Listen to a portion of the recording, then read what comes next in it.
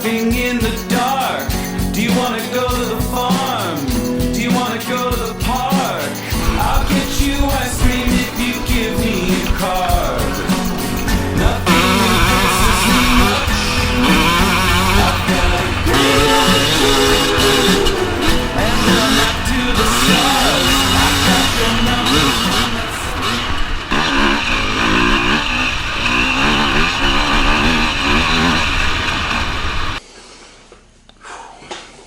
What's up, dudes? My name's Blake, and I film for American Hard Enduro, which is a 5-race series on the East Coast, sanctioned by the AMA, and all of the races are technically extreme enduro, hard enduro, or extremely difficult terrain. And so our title sponsor for 2019 has been Sherco, and they invited us to their 2020 product launch, hosted by Ryan Young Products. So Ryan Young's gonna tell you a little bit about what we were doing.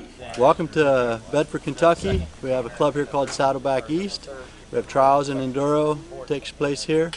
Today's the first annual launch for Sherco USA, so everybody's here, all the dealers, to test ride the 2020 Sherco enduro bikes and trials bikes. And we'll start here around 9 o'clock. The bikes are ready to go. Hopefully all the riders will show up and have fun. It's going to be slippery. We have a hard side on the left side of the property, easy side on the right side. With the rain, hopefully most people would turn right at the end of the motocross track. And can't wait to see how muddy the bikes are and the big smiles on everybody's faces. All right, yeah, so it had rained all night, and it rained that morning, and everything was pretty sloppy. But of course, American Hard Enduro is there to test these bikes, the 2020 Shercos, on hard enduro terrain. And luckily Ryan had set up a nice little loop through a creek bed for us to put those bikes through. So they brought, 8 different off-road bikes and 3 or 4 different trials bikes for us to test. And the very first thing I did was gear up and put my name down on a list to ride the bikes that I was really the most interested in. So the difference between the models, if you're looking at the specs of what they brought and, kind of looking at pictures from what we have posted already, all of the racing bikes are going to be blue and all of the factory models are going to be white. So they brought 8 different off-road bikes. They had a 300 4-stroke in the racing model. They had a 300 4-stroke in the factory model. They brought a 500 4-stroke in a factory model, and they brought a 125 2-stroke in the racing model, which was super fun.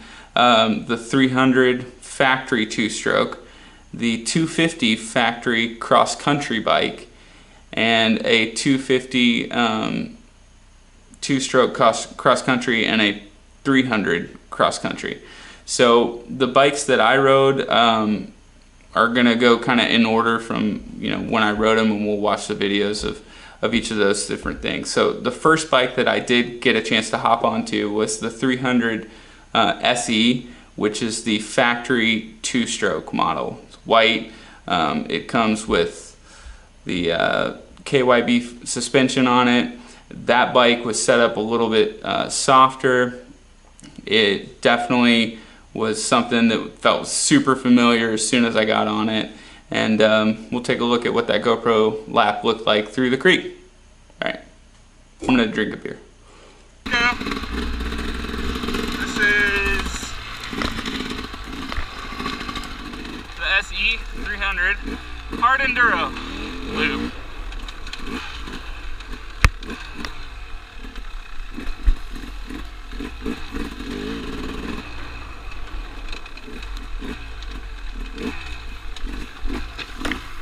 So I don't know what kind of air pressure we've got. We definitely don't have tubeless.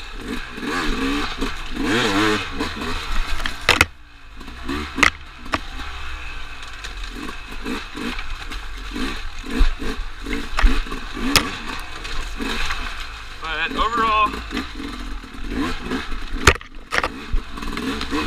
feels pretty good right off the bat. I don't like the bar angle right now. bend is not for me.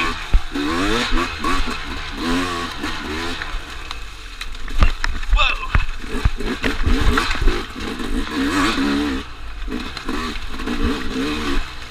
Yeah, we definitely need to let some air out.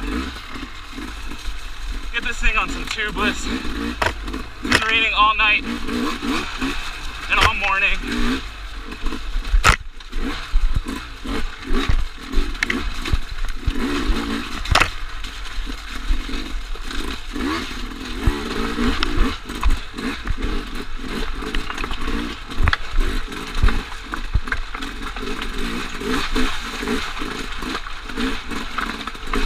That single track is terrible.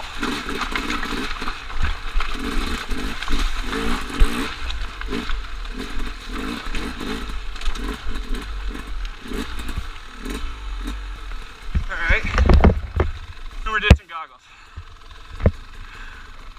This looks to be the way, but I'm not sure anybody's been through here yet today.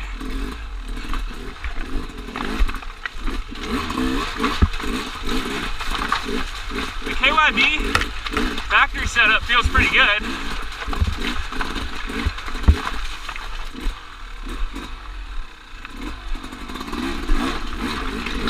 I'd try that log if it wouldn't.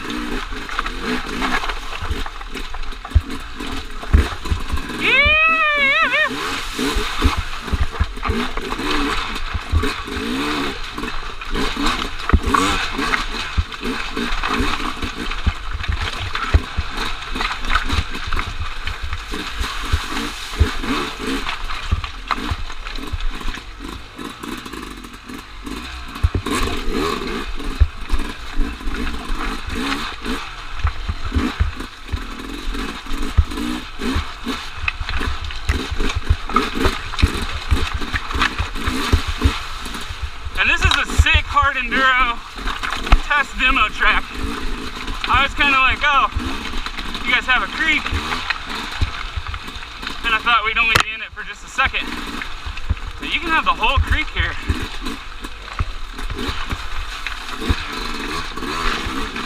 And we've got an American hard enduro here at Saddleback. Oh, these tires do not grip on that crap. Yeah, we've got a hard enduro coming up here at Saddleback in September. And I heard this place is gnarly. This is my first time here. Oh, look at this! A Beaver Rock Show. Dope.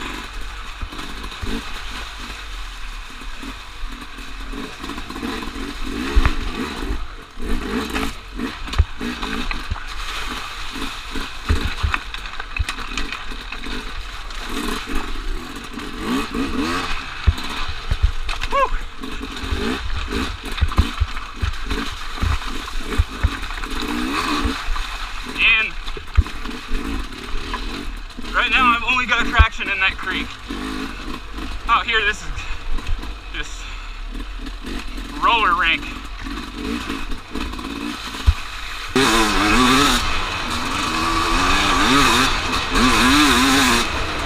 And it's got pepper.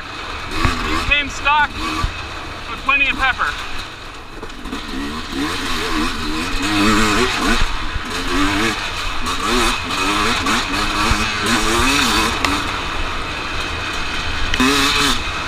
And again, I think it's all about tires right now. I would feel completely different.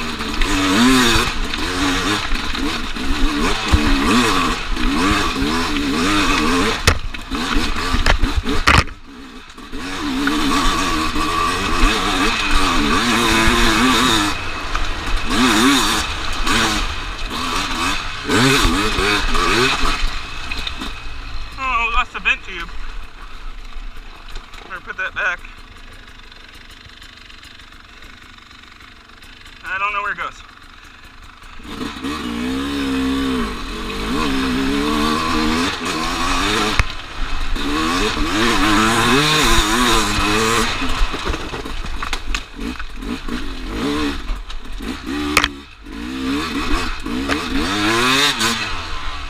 that's all tires right now. All right, so my notes here say, just to mention that I didn't change the mapping on that bike at all when I was riding it. Didn't mess with it, left it on hot the entire time. Didn't get into all of the potential power that was there due to tire pressure and just actual ground conditions. It's gonna go way faster than a wet creek's gonna allow with 15 pounds of air in the tires, but you could definitely tell it was there, and it was super easy to ride the entire time. Coming from like a lighter two-stroke, I definitely felt super comfortable right off the bat, and didn't even notice any kind of physical size to the bike change. It was just very comfortable right off the bat. Like I said, maybe in that video clip, I know I did a few times, factory bend and kind of the setup that they had there wasn't necessarily for me, but I think that with just a few minor changes right out of the box, this bike is ready to go ride in a lot of different conditions, and it's going to perform really well. The next bike that I rode was the SC 250, which is the cross country. So that KYB setup comes a little stiffer than what came on the factory version on the 300 that I rode the time before, and they didn't bring a 250 with the factory suspension on it, the KYBs with the softer suspension, so I didn't get a chance to ride a two-stroke with the softer suspension in the 250 model, but I did get to ride that in the 300. But let's take a look at what the cross country felt like going through the exact same hard enduro, little shale creek that they had laid out for us to take a rip down. Hard. Ooh, the brakes are so good on these bikes. I mean, this is a wet grass field. I mean, you just barely touch them and they're ready.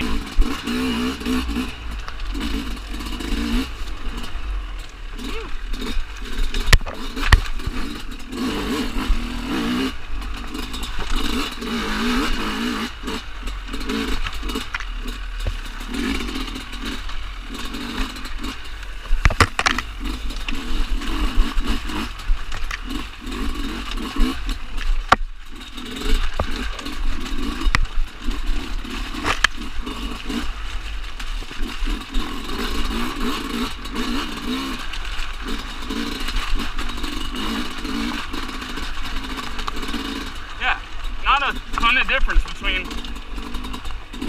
the 250 and the 300. Damn it. Oops, sorry. I went in that creek. I went in it now.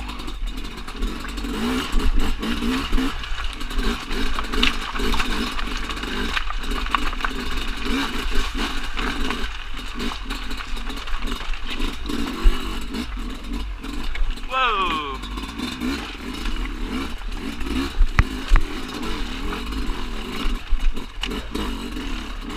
Yeah.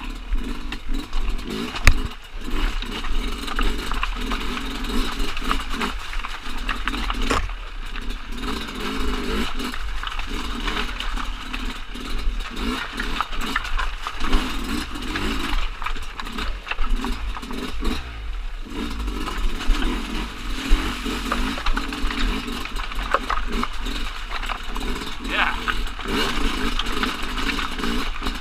I really can't tell the difference, but I feel like I'm riding this bike better.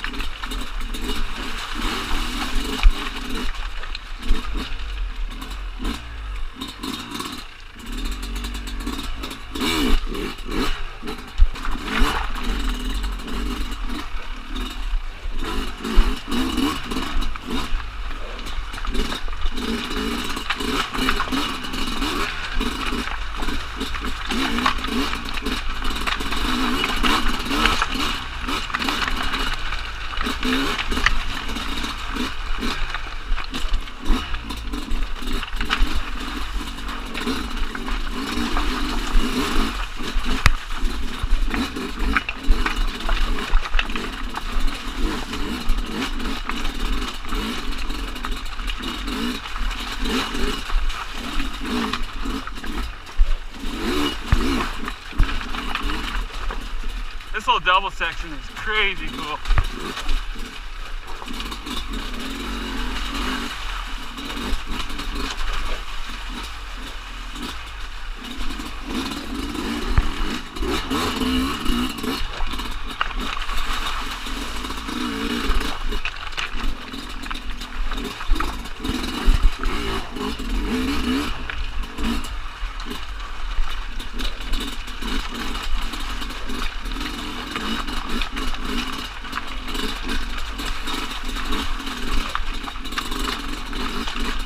Wow, this thing is good. I mean, it needs a little setup, but already, I like the 250 better than the 300.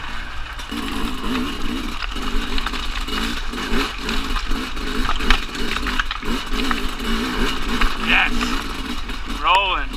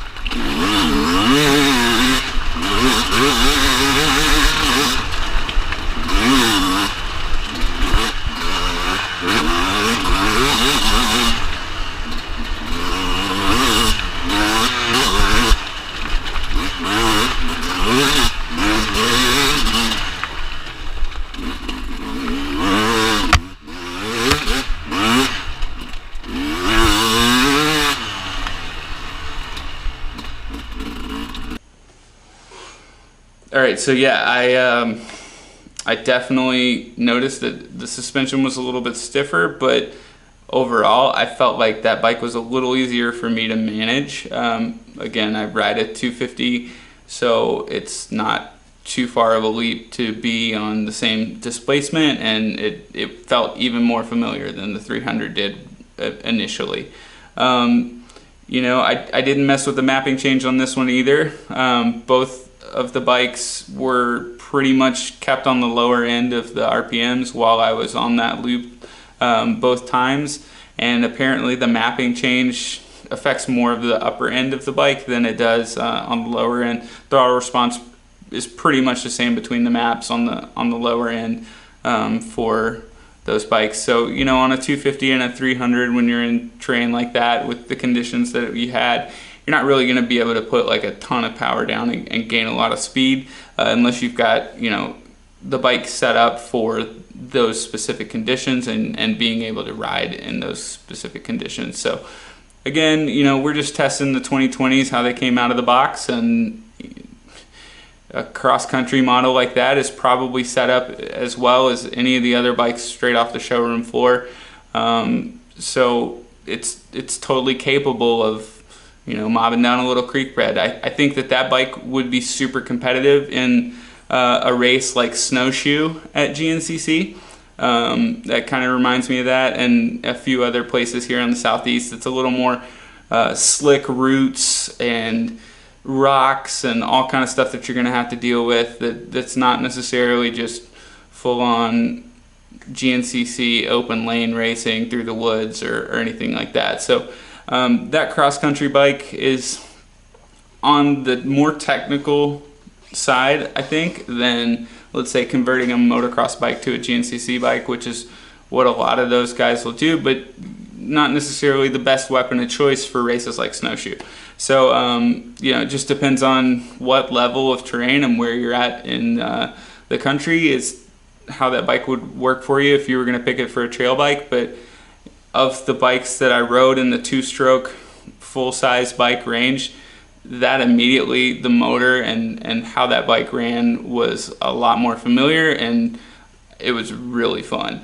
So I think that if I had a chance to ride the factory version with the softer suspension and the more technical enduro setup on it, it would be even better.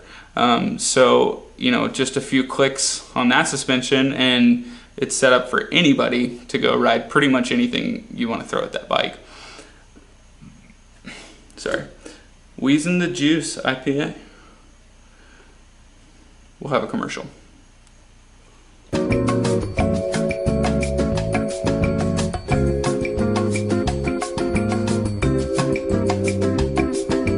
So, covered the two-stroke pretty good.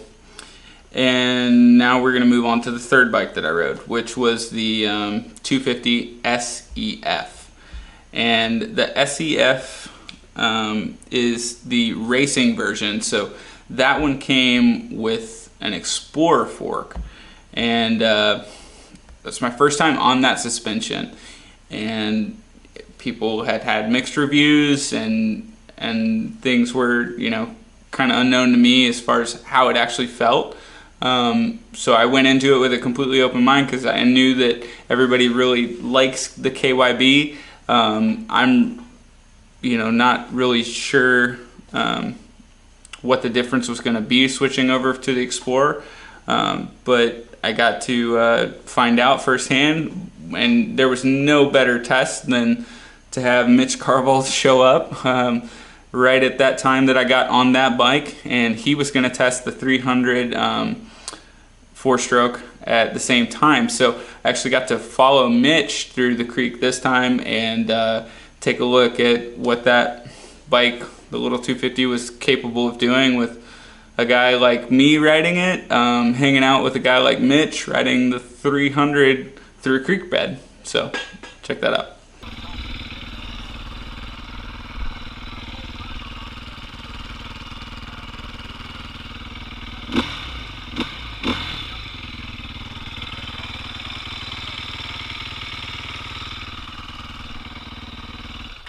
These are map switches? Yes. So send it. Send it. Okay. Send it to the right. Yeah. Okay. Send it to the right. That's what we want. We want race mode. Not out here to mess around. Yeah. Going full race.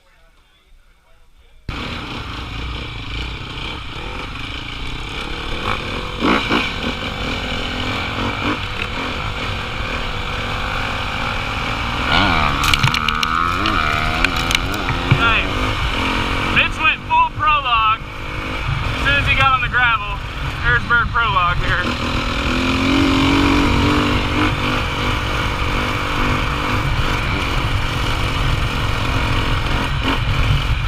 Mitch finding out they do wheelie. Do it wheelie? Yeah, do wheelie.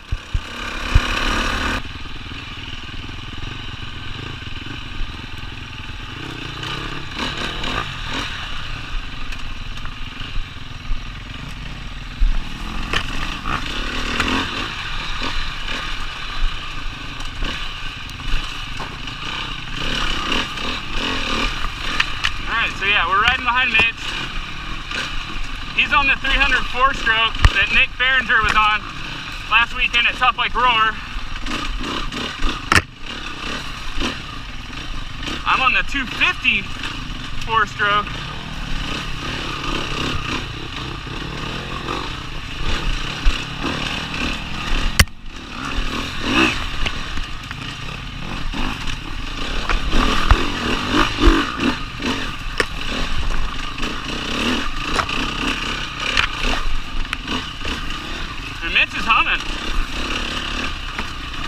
I mean, it's not surprising. He's like a top 20 hard enduro finisher. Usually upper top 20. Just depends on who shows up.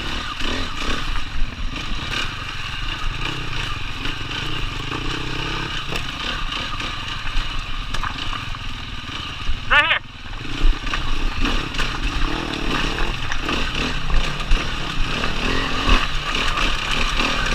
And yeah, we're moving.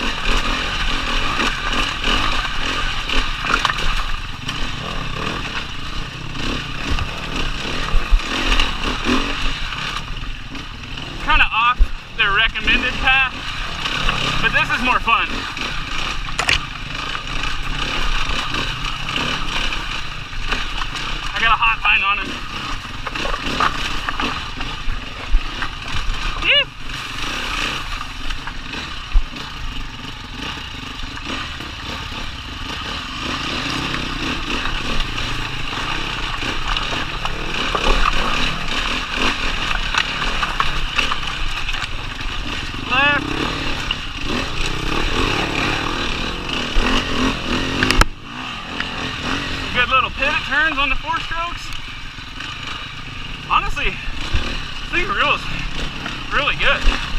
Whoa, big rock.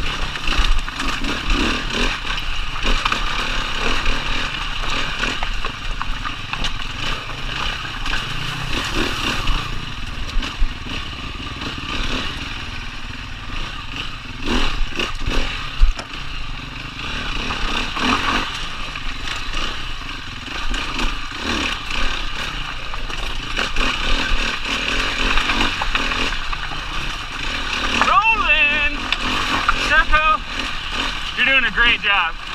Everything I've rode is sick.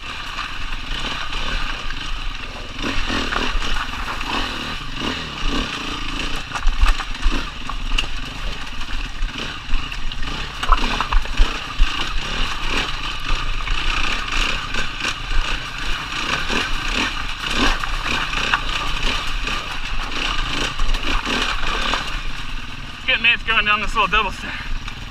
Yes, in it. Woo! I came down the wrong side here.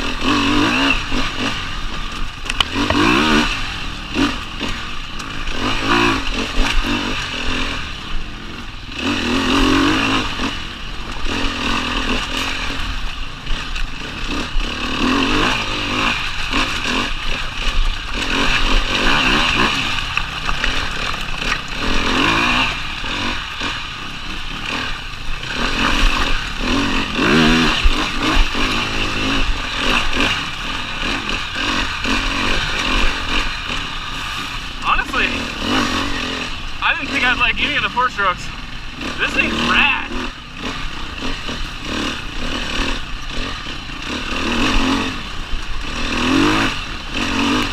This rolls.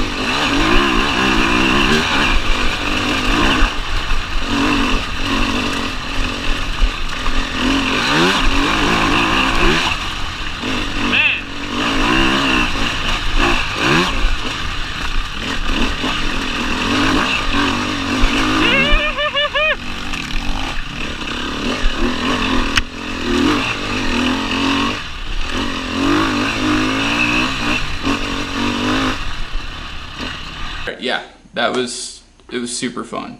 I'm a two-stroke fan. I have one four-stroke. It's a dual sport, and I've never had a four-stroke woods bike. I've never raced one. I've never owned one. My mom has an XR100 that I putted around on as a kid, but like that's about as much four-stroke besides a DRZ 400 that's ever been in my life. And I could totally see where that bike is just an absolute little weapon. Super maneuverable, everything about the little 4-stroke just was ready to go at anything you pointed it at. It definitely held really good lines. It felt, you know, like you could literally just ride that thing anywhere. All right, so yeah, the 4-stroke 250 was absolutely sick. For me to even keep Mitch where we could see him with the GoPro, I felt like that was a big testament to how good that bike was, because I probably moved faster through that creek on the 250 4-stroke than I did on the 250 2-stroke and the 300 2-stroke. Even though my heart told me that, you know, those are the bikes for me, the fastest I think I went through that creek was on that 250 4-stroke. And, you know, you had Nick Farringer on a 300 4-stroke Sherco take second place to Wade Young at Tough Like Roar just last weekend. And so I knew, you know, there's probably something to that little bike, the 300 and the 250 and any of the 4-strokes. I'm sure from Sherco I didn't get to ride them all, but what I did ride was really impressive. The little bike just absolutely went anywhere you wanted to. It reminded me of being on a little XR100 or something. You could just absolutely push that bike into any line and any place that you wanted it to go, and it would just truck right through it. So that bike surprised me. It was unbelievable. Again, it was on the Explorer fork. That surprised me too, how good the you know, the bike was, not necessarily even being the highest end option from Sherco. It was out of the box, absolutely perfect. I could see this bike like being the choice for the women's class or for the younger riders that are just wanting something that they can put anywhere. This bike would be absolutely, you know, the choice weapon. If I were to pick it, and I would ride it in a heartbeat. So yeah, if you get a chance to go to your local dealer, go to another demo event or anything like that, check out the 250 4-stroke, because that thing was super good. And so the last bike that I rode was a 125 2-stroke, which just made me happy to see an electric start 125 2-stroke bike that was enduro specific from the gate. And so I got a chance to rip that thing down the hard enduro trail, and it was super fun. I think a lot of the conditions of the day really affected, you know, how the bikes felt, because of them being demo bikes straight out of the crate with, you know, just a tube and enough air in the tires so that we didn't have to change a lot of tires during the day, change a lot of tubes during the day. But if you were to take this little 125 and put some tubeless on it and maybe play around with some different sprocket options and the mapping, you probably would be super surprised at what those little bikes are capable of, especially because a fan is available for them. So you can have an electric start 125 with a fan now, which in 2020 I didn't think that we'd ever see that. So that's super awesome, and it's got a carb too. So what's not to like about a 125 with an e-start, that they make a fan that'll run off the bike initially, just plug and play, everything is ready to go. So let's take a look at that lap. Go the 125. All right, and for a 125, it's had some pretty usable bottom end.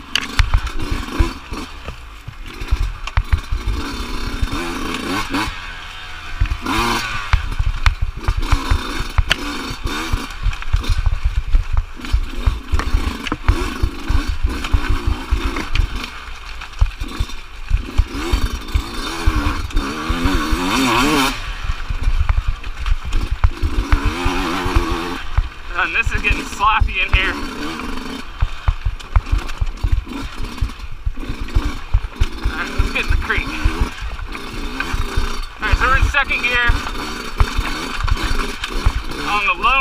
setting. And it's not like unusable. I mean, I can tell pretty early it's pretty peaky. I just put a fresh plug in it for me.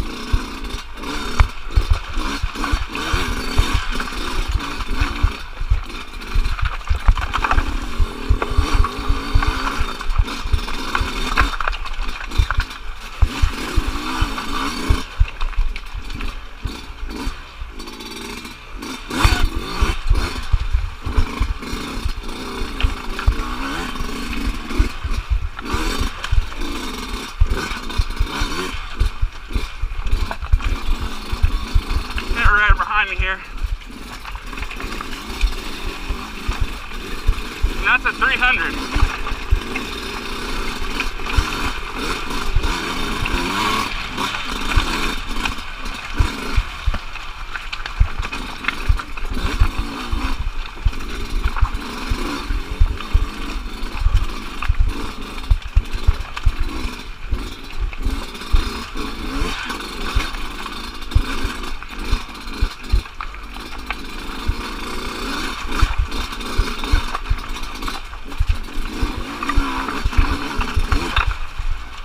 Down.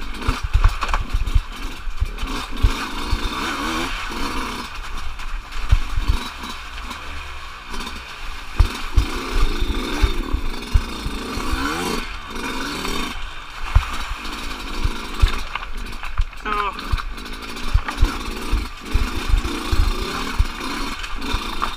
pretty obvious that initially this bike doesn't have necessarily the weight to it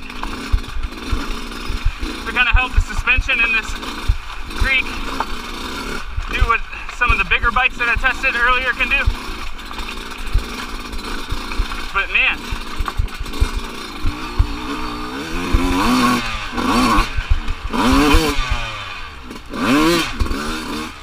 for a 125,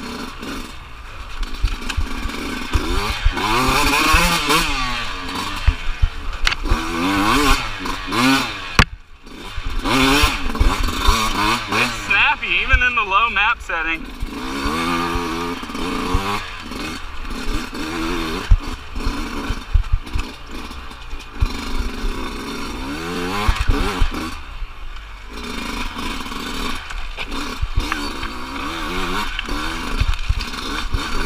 But it's only snappy when you need it. Like through this, I'm able to modulate as much throttle or as little throttle as I need. This thing was on some dry. You can roll on this thing, it is so light.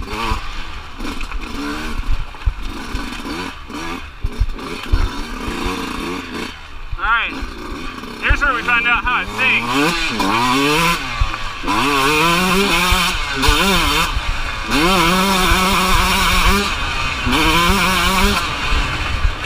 Really good. So I actually own a 125.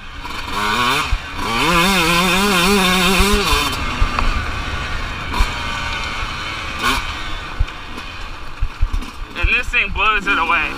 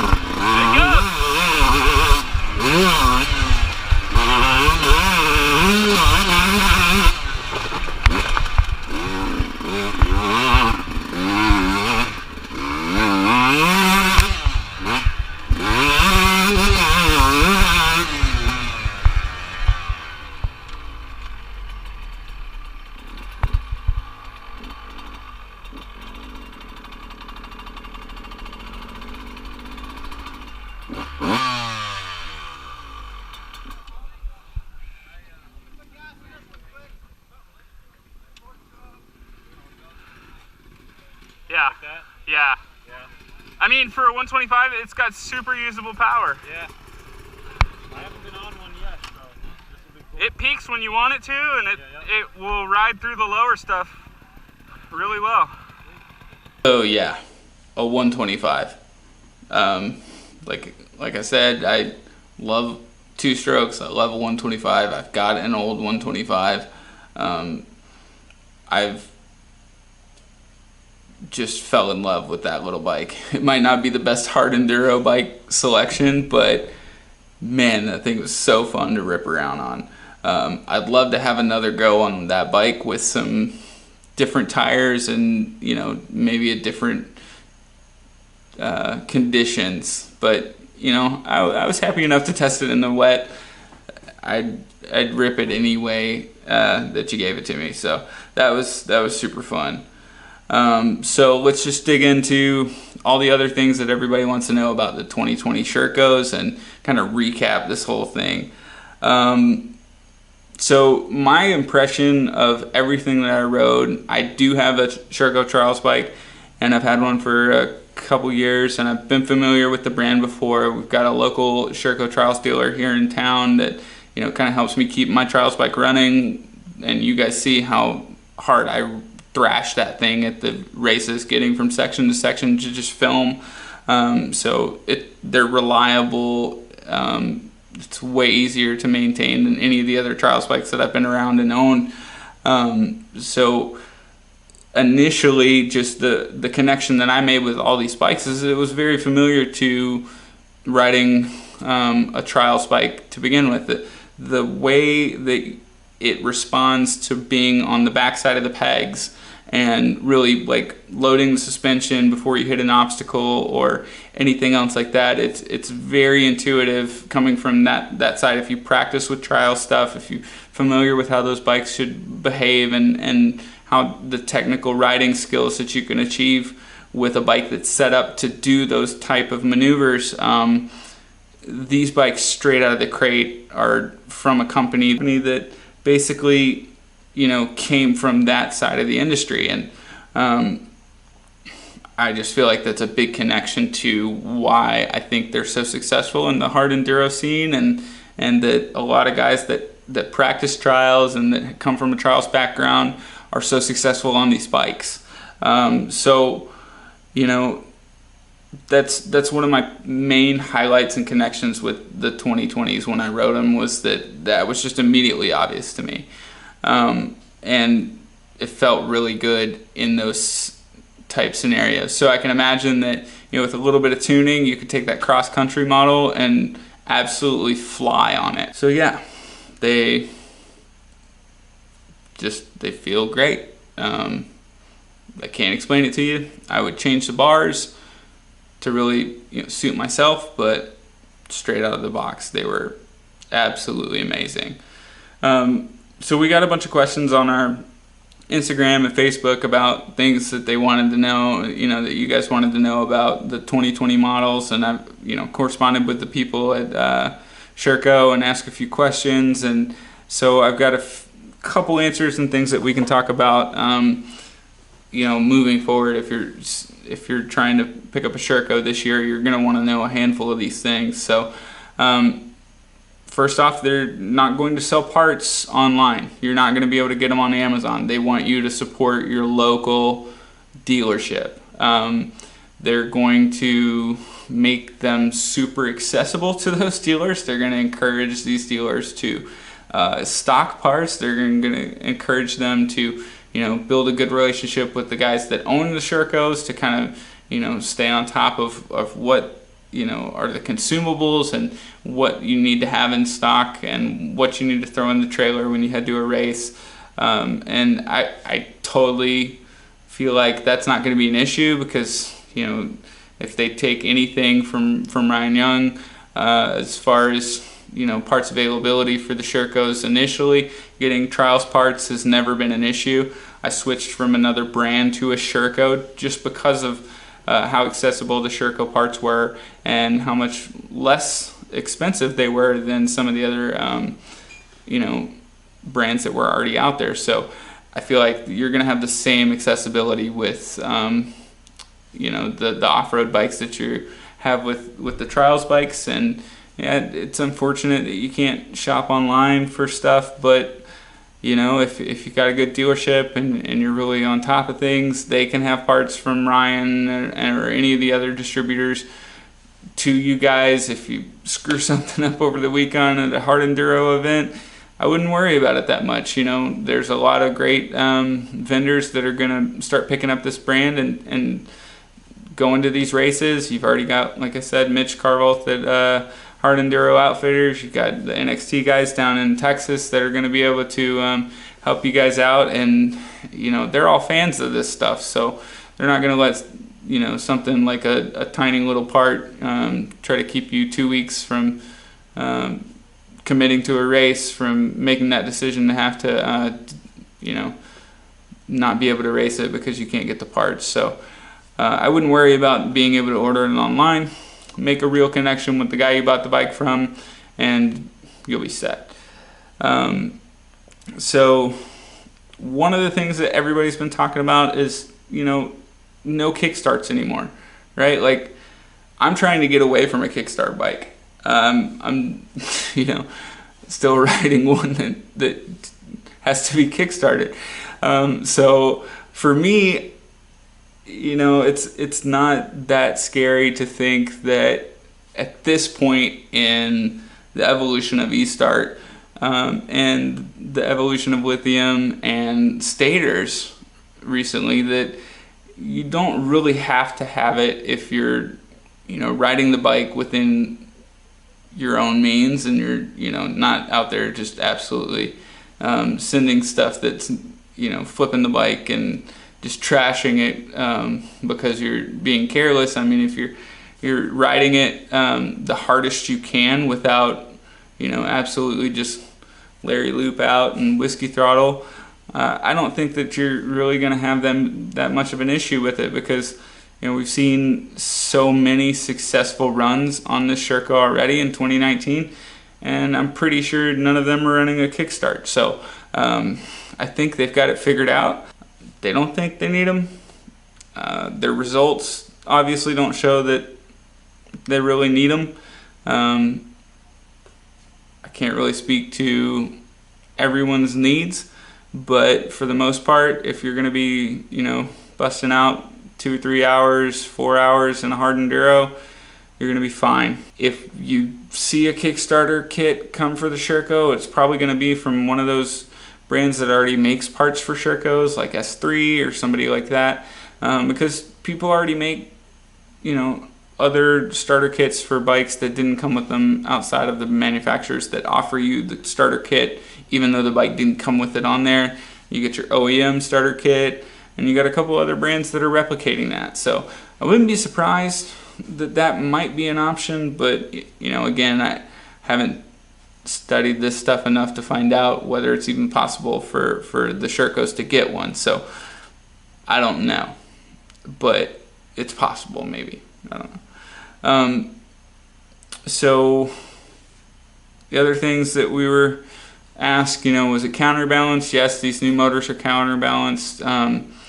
Some of the other new changes for the new 2020s is they redid their linkage. They cut a bunch of weight from a lot of different areas.